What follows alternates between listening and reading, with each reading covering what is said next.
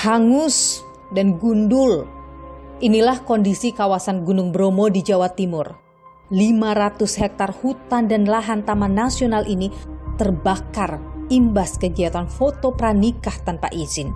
Aktivitas yang berujung bencana. Durian asli sini keren. Flora dan fauna rusak, pariwisata lumpuh, warga sekitar kehilangan hak atas air bersih. Bilakah Bromo pulih? Saya, Nilu Puspa, mencari jawabnya. Orang-orang sudah membuat kebakaran seperti ini tapi masih santai-santai nih orangnya. Nah, santai banget dong mereka.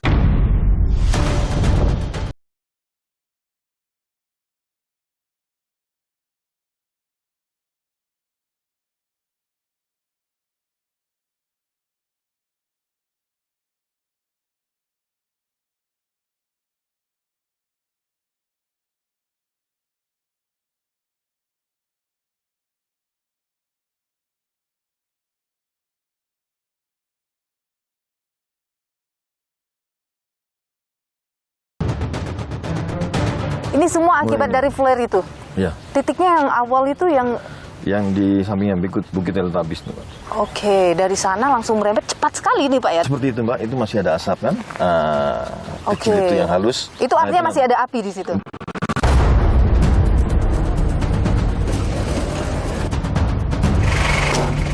Di bawah itu ada asap terlihat, saudara.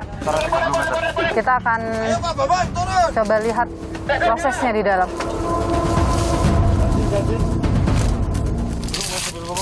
Jadi ini titik bara yang ditemukan oleh tim saat melakukan penyisiran, saudara.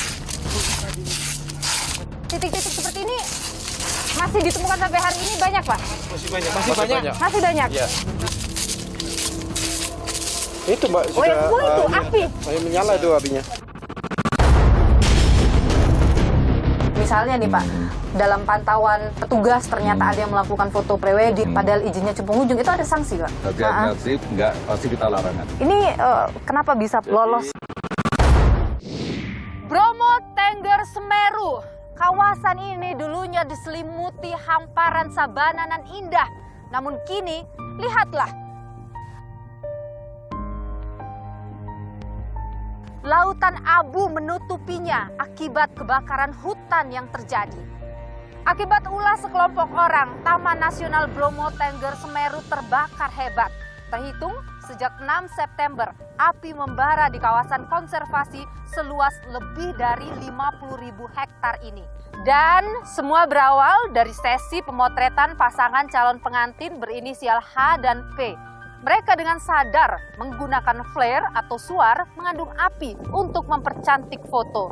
Naas, percikan api yang berasal dari flare lantas memicu timbulnya kobaran api maha dahsyat. Sejumlah video amatir memperlihatkan betapa ganasnya si jago merah ini. Imbasnya, kawasan wisata Taman Nasional Bromo Tengger Semeru tutup. Bahkan 6 desa dilaporkan sempat mengalami kekeringan dampak dari rusaknya saluran air akibat kebakaran. Musim kemarau dan pergerakan angin semakin memperparah sebaran api. Proses pemadaman pun tak mudah akibat luasnya cakupan dan kontur medan yang curam. Mantap! Terima kasih, betul, tepat sasaran. Polisi telah menetapkan 1 orang tersangka atas insiden ini. Ia adalah manajer dari wedding organizer berinisial AWE. Namun warga menuntut 2 sejoli yang melakukan pemotretan juga turut dijadikan tersangka.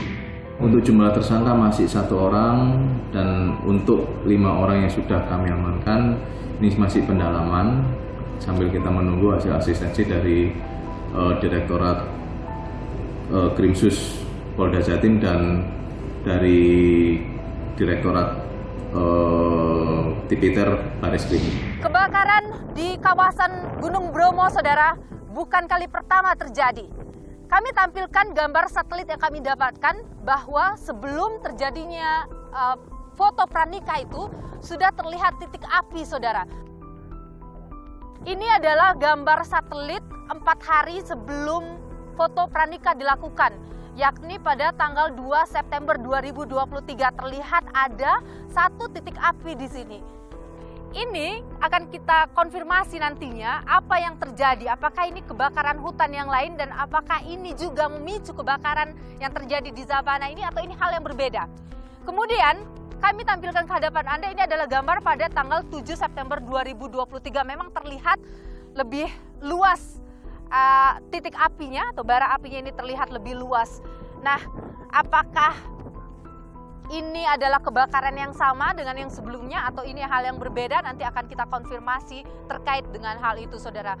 Lalu beberapa hari kemudian api terus membesar dan semakin luas kebakaran hutan yang terjadi di kawasan Gunung Bromo, Tengger Semeru ini.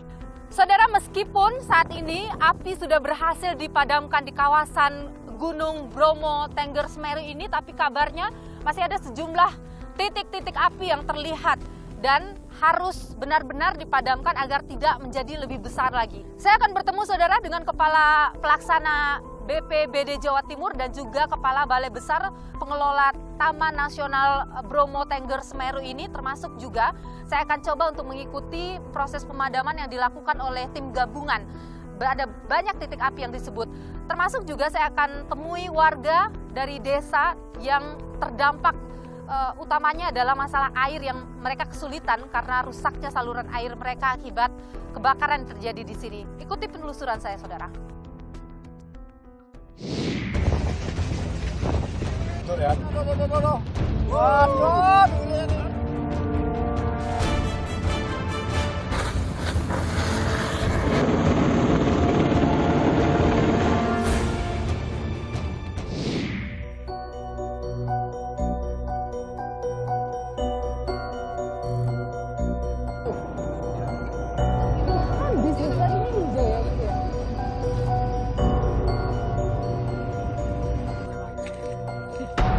Itu Pak Hendro ya? Kayaknya. Saudara, saya ada di Bukit Jemplang. Ini adalah pos untuk pendakian ke Gunung Bromo. Seperti ini, saudara, kebakaran yang terjadi. Luas sekali, diperkirakan sekitar 500 hektar yang terbakar di sini. Saya ketemu dengan Pelaksana Kepala BPBD Jawa Timur, Pak Gatot Subroto. Pak Gatot, terima kasih sudah bersama Niluh. Pak Gatot, sehat selalu. Selamat siang. Ini semua ini, Pak. Ya. Ini semua akibat dari flare itu. Ya. Titiknya yang awal itu yang di sampingnya Bukit Teletabis.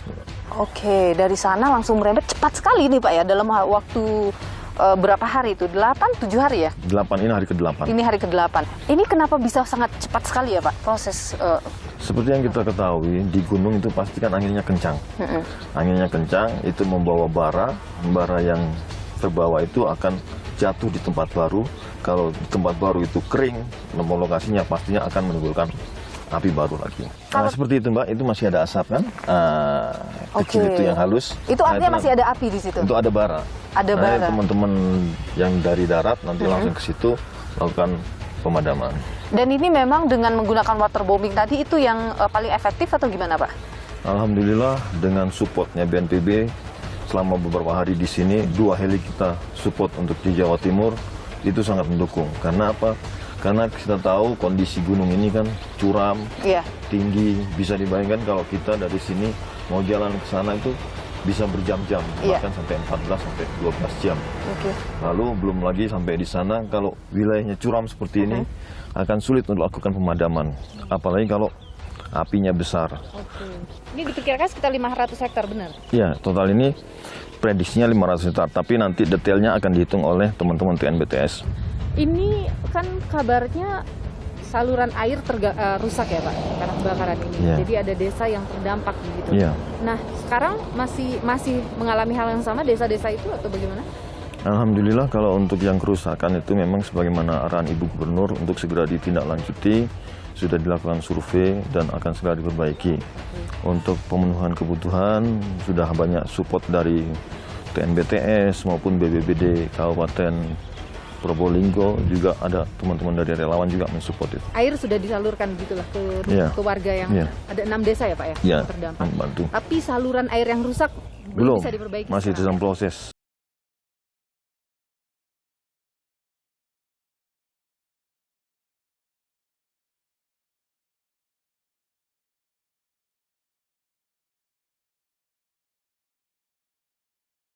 Di jalan ini juga masih terlihat sisa pembakaran ya Pak ya? Iya. Ini sisa pembakaran ini persis pinggir jalan. Jadi kemarin ini berarti api nampak juga di sini Pak, dari Iya. sini. Sangat jelas. Jadi lidah apinya nampak sampai ke atas, makanya ini dampak panasnya membuat tumbuhan-tumbuhan di sini kan kering semuanya. Wilayah Jawa Timur ini juga menjadi wilayah dengan banyak kasus kebakaran hutan ya Pak ya? Kalau kebakaran hutannya sih nggak banyak sih, yang banyak itu ladang, terus itu. Kalau kebakaran hutan yang fokus kita di Bromo ini, di BTS sama di Arjuno. Kebakaran hutan rata-rata itu memang selalu terjadi pada musim kemarau.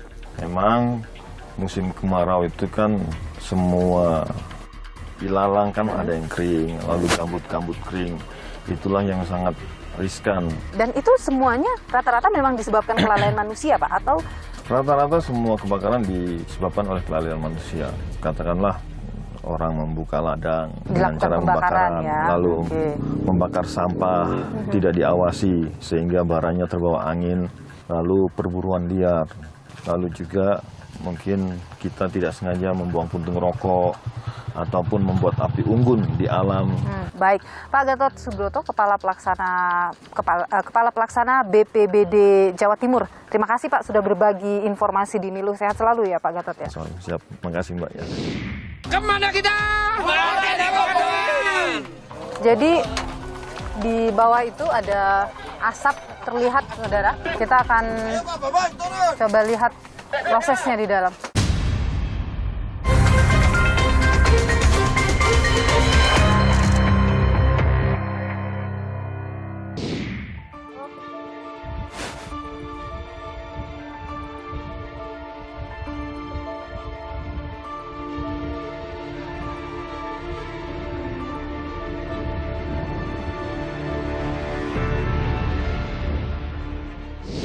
Saudara, saya sudah bersama dengan Kepala Balai Besar Taman Nasional Bromo Tengger Semeru, Pak Hendro Wijarnako, yang sudah bersama dengan saya. Pak Hendro, terima kasih sudah bersama Nilu. Sehat selalu Pak Hendro. Ya. Pak Hendro sudah berapa hari ini di sini menginap? 7 hari 7 hari. kita bikin posko di sini. Pak Hendro waktu itu dapat informasi seperti apa Pak? Jadi ada petugas kita di lapangan ya, di kantor resort ya. Itu melaporkan bahwa terjadi kebakaran hutan di Lembah Watangan atau biasa disebut Bukit Teletabis itu ya. Itu jam berapa Bapak terima informasi itu? Siang ya Pak ya, jam 1. Sekitar jam 1. Ya, Oke. kemudian kita kirim ke tim yang sedang patroli di sana untuk memadamkan. Tapi memang sudah besar Mbak. Tadi apinya. waktu itu sudah langsung membesar Sudah gitu ya Pak? ya, karena angin, panas, dan rumputnya kering sekali sudah. Waktu itu angin 3 kencang bulan. sekali memang? Kencang. Lagi kencang waktu Ya. itu. Ya, titiknya kita boleh nggak Pak lihat Boleh. di sini? Jadi saat ini kita berada di Posko Jemplang. Posko Jemplang. Sumber api bisa kita lihat dari sini itu Mbak, yang batas antara hitam dan coklat itu. Oke. Setelah gundukan-gundukan itu, siang itu api langsung menjalar ke arah kiri, Ke arah kiri ini. ke kanan, ke Pengol ya, dan ke atas, ke puncak. Oh, langsung naik. Puncak Watangan dan Gunung Kursi. Oke, Pak, waktu kasus itu terjadi, itu ada video amatir yang viral juga ya Pak ya? Ada Iya. video amatir memperlihatkan api terlihat besar, kemudian ada beberapa orang, saya ingin konfirmasi mereka itu yang terlihat dalam video itu apakah memang petugas dari sini Pak? Atau pengunjung waktu itu? Itu pengunjung ya, Pengunjung. yang di video pengunjung ya Pak Bambang. Yang di ya. video itu Pengunjung Iya. ya. Waktu itu api membesar tapi belum ada proses pemadaman waktu itu Pak. Apa yang terjadi, mungkin bisa Anda konfirmasi hal ini? Jadi setelah itu petugas kita sedang pos pengamanan di Watu Gede itu di bawah Pak. Itu saya nggak jauh dari Teletabis, 5 menit aja. Itu sudah melakukan proses pemadaman, mengupayakan ya, dibantu teman-teman paguyuban JIP. Oke. Tapi memang tidak mampu ya karena api sudah Lebih membesar besar lagi ya. gitu ya Pak. prosedurnya kalau ada kebakaran terjadi atau ada titik api ditemukan itu apa? Prosedurnya akan seperti apa tuh di sini, Pak? Upaya pertama untuk memadamkan, kemudian sekaligus melaporkan ke pimpinannya. Jadi di atas resort itu ada seksi wilayah, secara berjenjang dilaporkan, kemudian segera menurunkan tim advance ya Pak ya untuk memadamkan. Jadi memang ada yang standby begitu ya? Pak? Ada. Kalau ada titik api Ada. ditemukan, Apalagi standby untuk melakukan proses pemadaman itu. sejak awal musim kemarau kita bikin pos pengamanan di Savana ya, TNBTS. di 2 titik, Watu Gede dan Savana ya.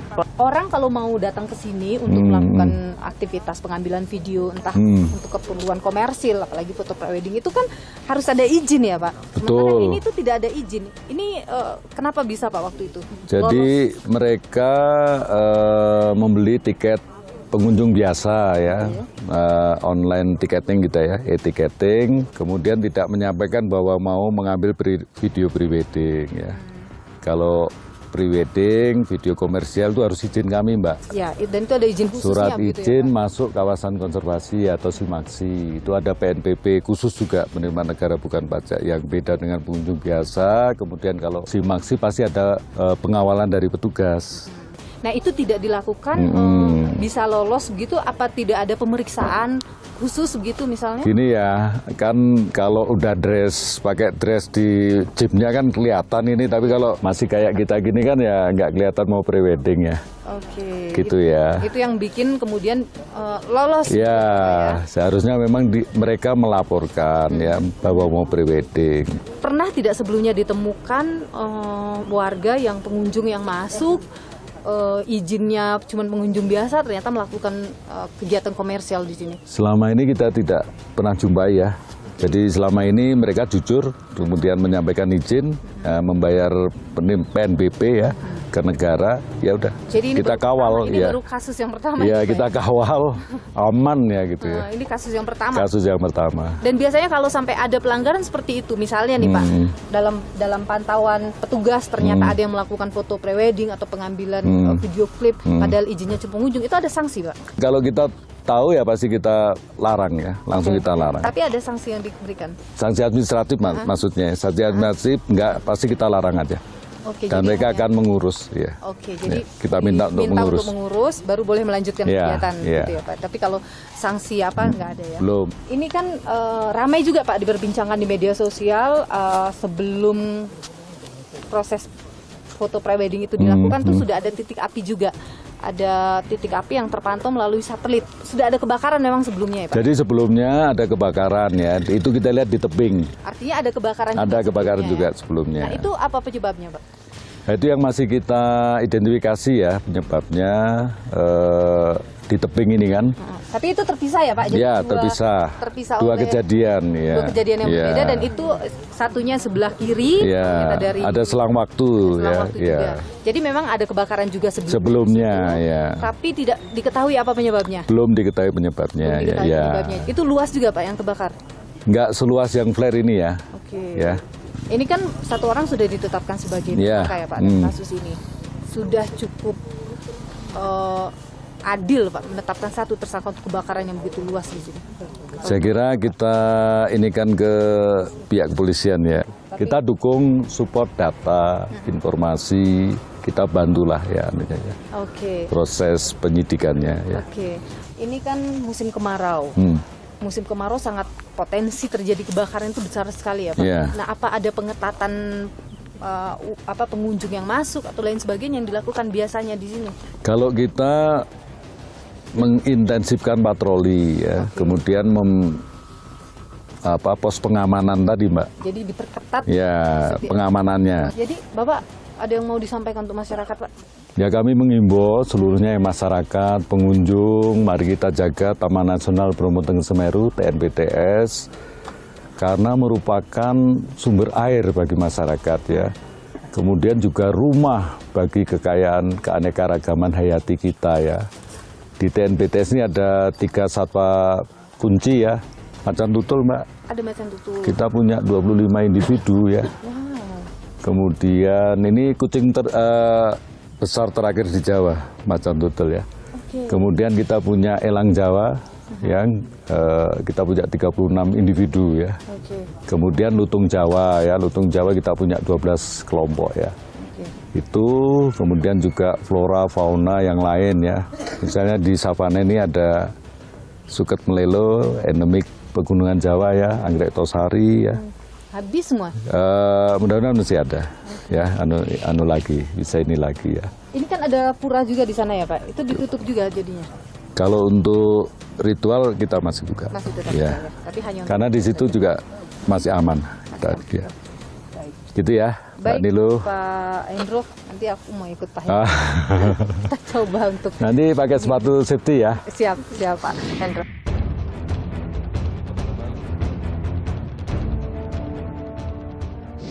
Kita sudah bersiap untuk turun, tadi sudah ada briefing. Ini yang dibawa ada air yang sudah disiapkan, tim yang sudah berangkat. Kita akan ikut dengan mereka, saudara.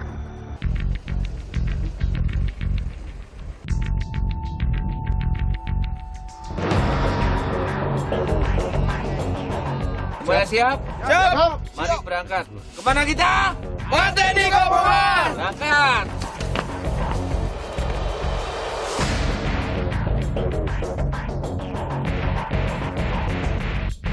Jadi di bawah itu ada asap terlihat, saudara. Kita akan coba lihat prosesnya di dalam.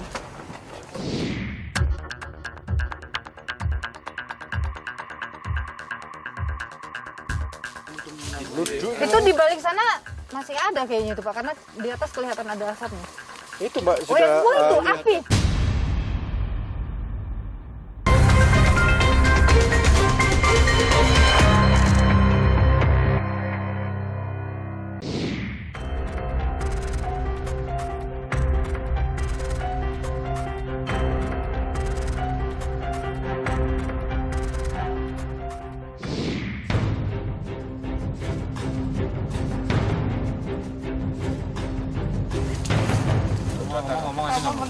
Ini jalurnya terjal sekali, saudara. Sampai nih selang. Ini selangnya berapa meter, Pak No? Kalau selang ini 100 meter. Ini 100 meter. Ini nyampe ya di bawah ya? Nyampe. Jadi kemarin pas kita memadamkan yang paling jauh sampai habis 6 roll. 6 roll, 600 Iya, meter. Iya, 600 meter. Ini baru ngeroll 100 meter. Ya.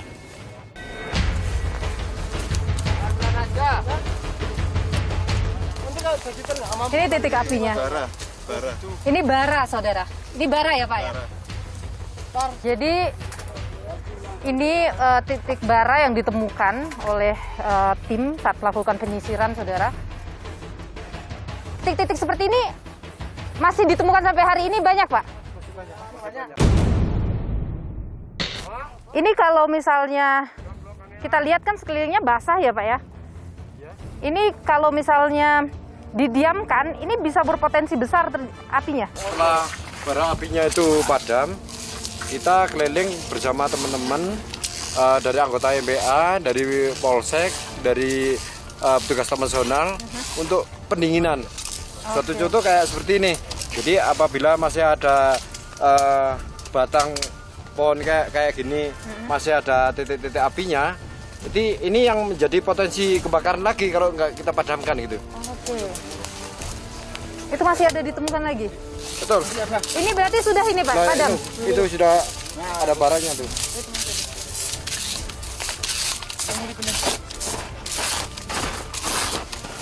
Ayo untuk janjin nyalakan. Ayo mesin dasar lo, nyalakan. Di balik tanah seperti itu tuh bisa ada bara ya Pak ya? Iya, iya. Dan- Ada titik-titik api kan tuh. Oh, Pokoknya masih keluar untuk asap kayak gini. artinya masih ada Iya, harus berpotensi. kita, dinginkan gitu. Harus didinginkan Iya, kalau harus. masih seperti itu ya Pak. Itu sepatunya kenapa Pak? Kena bara. Itu kena bara. Ayo untuk mesin, nyalakan. Jadi 1 minggu ini ada yang habis sepatu tuh 2. Itu saudara sepatunya sampai terbakar. Iya, ini sampai Itu menginjak tanah yang ternyata di dalamnya ada api. api. Terus disisir sampai dengan di hari ke-8 ini masih banyak ditemukan. Karena kalau misalnya ini didiamkan ini bisa menimbulkan kebakaran yang lebih besar lagi karena angin di sini juga bertiup kencang. Dalam satu lokasi tadi udah ada 1, 2, 3, ada 4 3, tadi. Iya. dan ada 4 juga di sebelah sana. Jadi besar sekali dampaknya dari satu flare yang membakar seperti ini hasilnya. Itu di balik sana masih ada kayaknya itu Pak, karena di atas kelihatan ada asapnya. Itu Mbak Oh yang sudah itu lihat. api. Tadi disampaikan saudara, bara api yang keluar asap itu kalau didiamkan bisa menimbulkan kebakaran lebih besar seperti yang terjadi ini.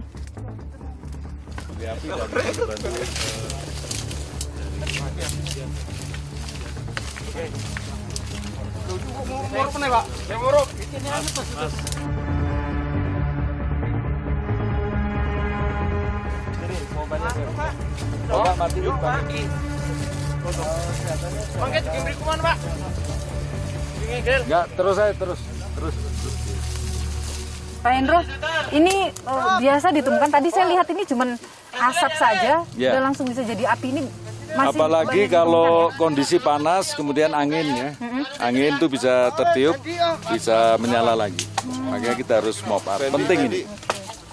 Jadi kalau ada suara saudara saat dipukul itu, suaranya seperti menggema gitu ya Pak ya?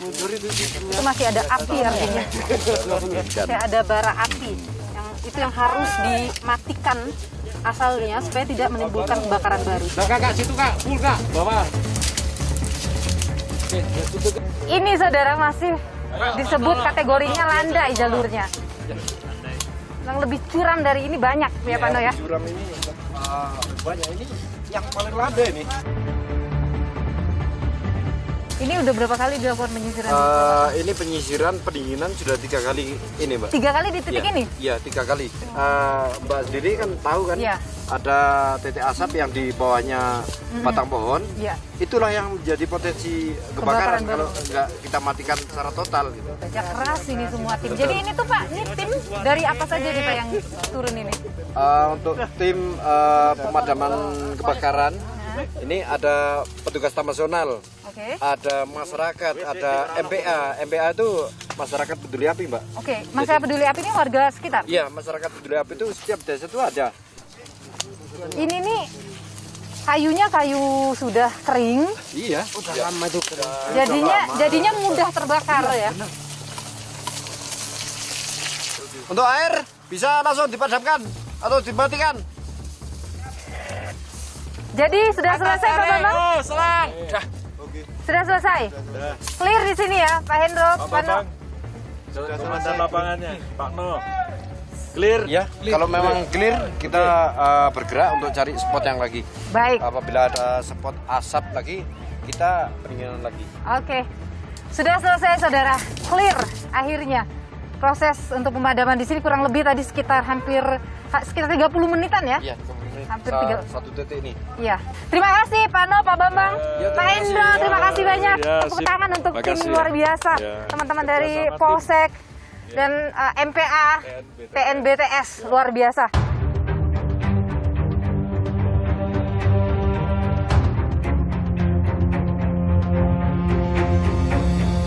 Saudara, ini masih ada asap terlihat. Kalau Anda lihat itu asapnya. Ini di lokasi yang sama tempat saya turun tadi, tapi ini lebih jauh karena kalau titik tadi saya di bawah situ, ini ke arah sana lagi dan ini tidak terjangkau oleh selang. Selang itu panjangnya 100 meter. Jadi tim ini harus membawa jet shooter yang berisi air 20 liter, saudara. Ini harus turun ke sana, naik lagi, turun lagi seperti itu untuk bisa memadamkan. Karena kalau didiamkan itu akan bisa menjadi apinya bisa lebih besar lagi, menimbulkan kebakaran yang lebih besar lagi. Kalau tadi tim MPA, Masyarakat Peduli Api, TNBTS bersama dengan Polsek juga. Ini dari teman-teman relawan juga ya? Ini relawan apa Pak? Ini rutin juga Pak mengikuti selama ini partner dari TNBTS. ini partner TNBTS ya Pak ya? Ikut. Oke, jadi dari mulai proses pemadaman dari udah 8 hari ini jalan. Dari Arjuno. Oh, dari Arjuno juga Bapak Yang melakukan. Iya. Baik. Luar biasa Pak timnya. Kebakaran yang ada di Bromo kemarin itu menyebabkan mereka banyak yang sesak napas juga pilek, flu karena kena asap.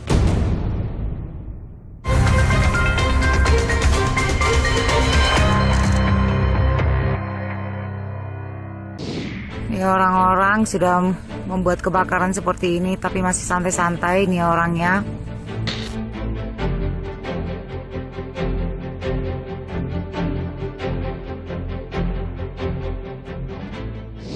Saudara, kebakaran yang terjadi di kawasan Gunung Bromo ini mengakibatkan desa yang berada di sekitar Gunung Bromo ini mengalami kesulitan mendapatkan air bersih, termasuk juga terpapar asap dari kebakaran itu. Bagaimana kondisinya sekarang, saudara? Saya sudah bersama dengan Kepala Desa Ngadas, ada Pak Kastaman di sini. Pak Kastaman, terima kasih sudah bersama Nilu. Sehat terus Pak Kastaman. Terima kasih. Jadi desa Bapak, Desa Ngadas ini salah satu yang terdampak dari sisi air maupun juga asap dari kebakaran ya Pak. Kondisinya bagaimana sekarang ini Pak? Kondisi Desa Ngadas sebenarnya untuk kerajaan kami tidak terlalu sulit tentang air, karena di Desa Ngadas ini airnya ada selain dari TNBTS, air juga ada memiliki sumber sendiri di Desa Ngadas yang ambil dari sungai yang menaikkan pakai pompa sekitar 100 meter. Tapi ada warga yang terdampak air itu ya? Itu ada berapa banyak Pak? Itu sekitar 52 KK, tepatnya di RT 6 sana. Pompa-pompa yang ada di Lautan Pasir dan juga di Bukit Metigen terbakar sepanjang sekitar 200 meter lah. Oke, itu yang membuat air akhirnya terbuang ya, gitu terbuang, ya? Ya. Setelah kebakar itu akhirnya mereka ambil air dengan cara memakai sepeda motor muat 1 jerigen atau 2 jerigen untuk mencukupi kebutuhan hidup sehari-hari mereka. Itu ngambil airnya di mana? Ini, di sini? dekat ini ada selangnya itu. Ini ibaratnya backup-nya begitu ya Pak ya. Tapi kabarnya Bapak tidak hanya menyuplai untuk warga Bapak yang 56 KK itu, tapi juga desa yang lain juga ya? Iya betul, saya menyuplai kemarin juga yang terdampak yang saya ceritakan. Di sini yang terdampak itu ada 6 desa. Cuma yang kesulitan air yang terbesar itu di Wonokerto yang tepatnya RT 12. Berapa banyak yang kena itu? Sekitar 60 KK di situ. 60 KK. Dan itu di Merati itu sekitar 70 KK yang di Sangaderjo. Terus yang selanjutnya Dusun Cemara 3 Ngaderjo itu sekitar 71 KK. Tapi Bapak kalau menyalurkan air bagaimana itu untuk mereka yang datang ambil atau Bapak yang bawakan air ke sana juga? Kepala desanya yang ambil pakai mobil. Ya. Nah kalau yang tadi yang warga Bapak itu yang 56 KK, Bapak nganterin juga ke sana? Iya. Oke, ya, itu pakai jadi mobil. Pakai mobil juga. Ya. Asap dari kebakaran itu kabarnya juga sampai ke sini ya, Pak? Dampak kebakaran yang ada di Bromo kemarin itu menyebabkan mereka banyak yang sesak napas juga pilek, flu karena kena asap. Sehingga kesehatan mereka terganggu. Jadi saya bersaran kepada mereka yang mungkin suka bakar lahan, saya sarankan untuk tahun depan tidak boleh bakar lahan karena merugikan orang banyak, juga merugikan kesehatan, akhirnya menimbulkan sumber air semakin kecil dengan adanya pembakaran hutan. Benar sekali Pak. Sekarang ini kan sudah ada tersangka nih Pak dari kasus kebakaran yang terjadi di Sabana itu ya Pak ya, 1 orang.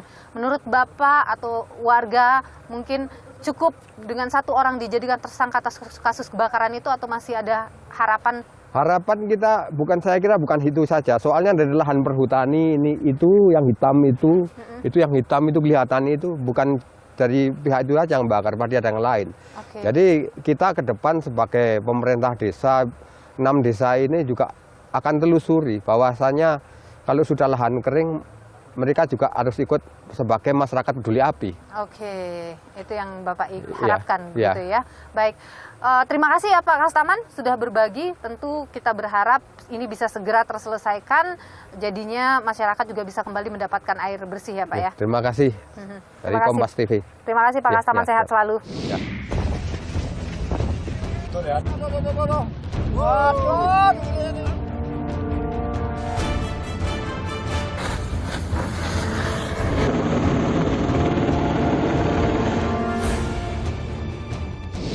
Kasus kebakaran yang terjadi di Bromo dianggap oleh Walhi adalah bentuk lemahnya pengawasan yang ada di sana. Bagaimana Walhi mengkritisi terkait dengan hal ini? Saya sudah bersama dengan Direktur Eksekutif Walhi Jawa Timur, ada Mas Wahyu Eka Setiawan. Mas Wahyu, terima kasih sudah bersama Nilu, sehat selalu. Jadi Mas Wahyu, apa yang paling Anda kritisi dari kasus kebakaran hutan yang terjadi di Bromo? Kita harus benar-benar melihat bahwasanya salah satu potensi terbesar kebakaran hutan dan lahan di kawasan Bromo khususnya ini bisa jadi karena faktor manusia. Karena apa? Ya tadi, dia tempat wisata, tidak semua pengunjung dapat dikontrol, tidak semua tempat bisa diawasi. Oke, jadi harusnya bagaimana? Harusnya memang ada satu mekanisme, terutama metode pengawasan yang ada di sana, terutama di titik-titik yang sebelum-sebelumnya mungkin mengalami kebakaran, itu memang harus diawasi secara ketat. Dan juga titik-titik masuk pengunjung dengan memberikan peringatan kepada pengunjung dan merazia untuk menghindari yang namanya kebakaran. Misal merazia flare, merazia petasan, ataupun memperingatkan bagi mereka misal perokok dan lain-lainnya. Ini menjadi jadi cukup tidak penting. Hanya bertanya saja apa yang mau dilakukan, tetapi razia tadi itu penting. Penting juga, karena apa? Karena itu lebih baik untuk menghindari begitu. Meskipun juga perlu patroli lebih banyak lagi, terutama menambah petugas untuk situasi-situasi seperti ini. Untuk apa tujuannya? Untuk menghindari dan mencegah. Lebih baik mencegah daripada kita harus memadamkan api yang begitu besar dengan tenaga terbatas, dengan alat terbatas, tentu bisa menghabiskan hampir seluruh wilayah Bromo. Iya, dan anggaran yang dikeluarkan juga cukup besar untuk melakukan itu. Tapi dalam kasus penanganan setelah ada kebakaran itu, ya ketika api itu muncul, apa yang ingin Anda kritisi di situ? Penanganannya sudah maksimal begitu, tapi sebenarnya alangkah baiknya memang sudah disiapkan sejak awal. Oke. Karena selama ini kan kita hanya sekedar memadamkan api begitu. Tapi seharusnya memang ya tadi harus ada skema ataupun cara begitu, paling tidak untuk menangani api itu. Artinya kita sudah siap. Jadi ketika ada api muncul, sebelum dia membesar sudah ada bagaimana harus dilakukan sehingga tidak langsung membesar seperti yang terjadi kemarin itu. Itu tidak terlihat Anda lihat ya. Itulah yang pentingnya early warning system. Sistem peringatan dini ini yang belum ada di wilayah Bromo begitu. Sudah ada tersangka yang ditetapkan. Bagaimana Anda melihat itu? Sudah jadi hal yang positif? Tentu itu menjadi hal yang sangat positif begitu, karena paling enggak itu menjadikan bukti bahwasanya penegakan hukum lingkungan ini tidak hanya bicara soal individu, tapi juga siapapun, baik korporasi, baik organisasi yang melakukan hal serupa dapat dikenakan pidana. Dan itu bentuk dari perlindungan lingkungan hidup dan bentuk mengingatkan kepada masyarakat ada konsekuensi hukum ketika kita melakukan pelanggaran dan pengerusakan, apalagi di wilayah Taman Nasional. Baik. Direktur Eksekutif Walhi Jawa Timur, Wahyu Eka Setiawan. Terima kasih sudah berbagi pandangan di Nilu. Sehat selalu Mas Wahyu. Sehat selalu. Kebakaran hutan tak hanya terjadi di kawasan Gunung Bromo. Titik api, saudara, juga ditemukan di sejumlah kawasan hutan yang ada di Indonesia. Apa yang terjadi? Berikut ulasannya untuk Anda.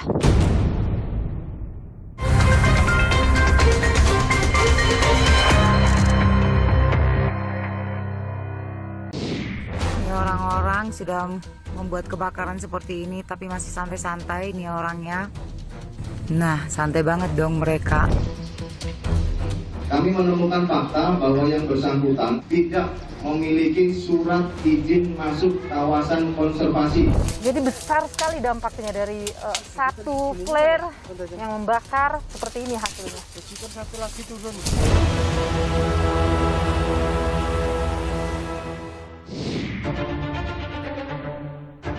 Beginilah amarah yang diluapkan masyarakat kepada calon pengantin dan penyelenggara foto pranikah di Bromo. Akibat gunakan flare sebagai properti foto, Bromo terbakar.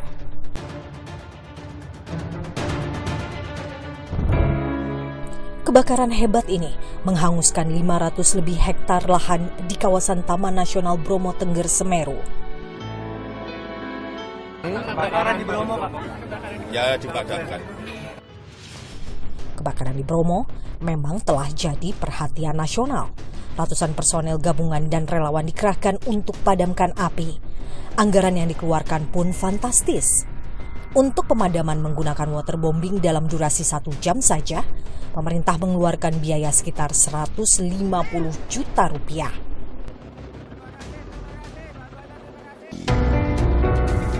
pihak wedding organizer membantah ada unsur kesengajaan dalam peristiwa tersebut. Pihak WO menuding Taman Nasional Bromo Tengger Semeru ikut andil dalam kebakaran Bromo. Bahkan pihak WO berencana akan melaporkan balik pengelola TNBTS ke polisi. Jangan hanya menerima uang tiket kemudian dilepas begitu aja, ya kan? Pengamanan bagaimana?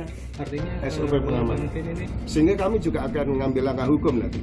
Ini kesalahan mutlak juga pada petugas TNBTS. Sementara itu, pasangan calon pengantin pembakar Bromo meminta maaf kepada tokoh masyarakat Tengger. Tentunya kejadian ini tidak sengaja, dan pada saat kejadian kami juga ada usaha untuk memadamkan dengan salah satunya mengambil air mineral botol, dan dalam keterbatasan kami dan kondisi saat itu angin cukup kencang dan rumput kering, jadi kami semua tidak dapat memadamkan. Sebelum meminta maaf kepada kami masyarakat sudah dimaafkan. Memang betul itu adalah tradisi kami, sifat kami, karakter kami. Itu bukan wilayah kami, ya. Kami tidak bisa mengendalikan mereka, mengajak mereka. Di sana itu secara misalnya ada gubernur kita. Ini memang bukan kali pertama Bromo membara. Pada 2014, sekitar 450 hektar kawasan Taman Nasional Bromo Tengger Semeru terbakar. Diduga akibat pencari rumput membuang puntung rokok sembarangan. Kelalaian manusia juga membuat gili lawa di kawasan Taman Nasional Komodo hangus pada 2018 lalu. Puntung rokok dan api unggun yang tak dimatikan sempurna oleh wisatawan diduga jadi penyebabnya. Selain faktor manusia, fenomena cuaca El Nino juga jadi penyebab kebakaran hutan dan lahan karhutla di Indonesia.